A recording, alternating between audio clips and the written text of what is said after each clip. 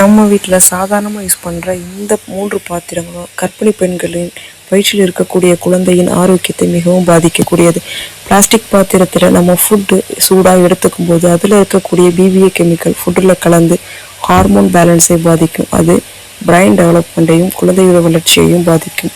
Aluminium பாத்திரத்தில் நம்ம சூடாக ஃபுட்டு எடுத்துக்கிட்டோம்னா அதில் இருக்கக்கூடிய மெட்டல்ஸ் ஃபுட்டில் கலந்து நம்மளோட மூளை வளர்ச்சியை பாதிக்கும். நான்ஸ்டிக் ரொம்ப ஈஸியாக நம்ம யூஸ் பண்ணாலும் அதில் இருக்கக்கூடிய சில கெமிக்கல்ஸ் டாக்ஸிக் ரிலீஸ் பண்ணி அதுவும் நம்ம வயிற்றில் இருக்கக்கூடிய குழந்தையோட வளர்ச்சியை பாதிக்கும்.